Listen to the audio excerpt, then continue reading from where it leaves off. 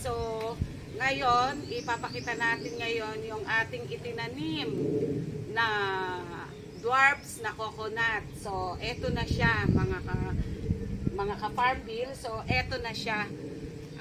Ito yung mga pinatubo natin na coconut dwarfs. So, hanggang ganito lang yan. After 5 years, mga ganitong size, mamumunga na siya mga ka-farm bill. So, ayan na siya. Marami tayong, yung iba meron doon, maliit pa lang siya. So, ayan. Tapos, meron din tayo doon sa kabila. Meron pa din tayo dyan sa hilera doon. Hindi lang natin makita kasi yung mga papaya ang ating namamasdan. So, ang ganda ng ating paligid, mga ka-farm bill. Talagang sumasabay ang ating mga ibon. Ang ating mga ibon na nagpapapansin sa ating likuran. Ayan. Kapag tayo may mga bunga na na mga bunga ng saging, minsan hindi ko na tinatanggal yung mga hinog para may makain ang ating mga ibon. Ayan mga ka-farm bill. Pag tayo'y natatanaw nila, talagang mga nagpapapansin ba? Ganon.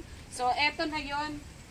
Eto na yung galing sa Mindanao na inuwi ko na aeroplano natin. So, eto supposed to be, bawal tong ilabas sa kanila.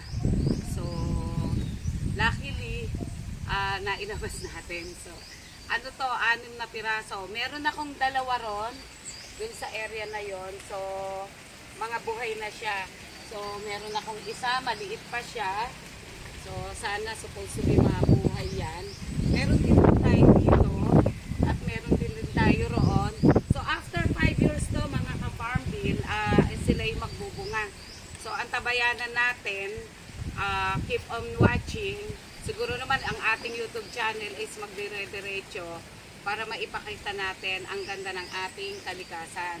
So, talagang nakikisabay ang ating mga rito, mga ibon sa paligid. Naririnig nyo naman. Ayan. Etong area natin, mga ka-farm bill, is very virgin area. So, pagka talagang naandirito ako, super relax. Kasi talagang yung paghinga mo na hindi na babayaran, yung healthy mo, yung pagkain ng mga gulay, ayan, tignan nyo ang ating gulay na kakawat, ano ba tawag dyan? Ano tawag dyan? Alugbate, ayan, yung alugbate natin, napakarami. So, yan, talagang napaka-healthy niyan. Ayan, gigisain mo lang yan, ulam na, kumbaga. So, eto, magpo-propose project tayo, magtatanim-tanim pa rin tayo mga gulay. Meron na tayong mga tanim dito na tawag dito, kalabasa, meron na rin talong, meron na rin labanos, ayun, may mga bunga na siya.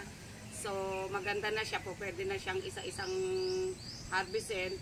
Meron na rin tayong okra. So, meron tayong alugbate, meron tayong sitaw, meron na rin tayong bataw. So, patani, wala pa. So, eto guys, i-flex ko lang ang ating area. So, luckily, nakapagpatubo tayo. Sa 6 na dala ko, 4 yung nabuhay. So, meron pang other batch na nabuhay din. So, eto, nasa paligid natin, siguro mga 7 piraseng dwarfs. So, eto, ang tabayanan na lang natin. After 5 years, meron na tayong i-harvest. Okay?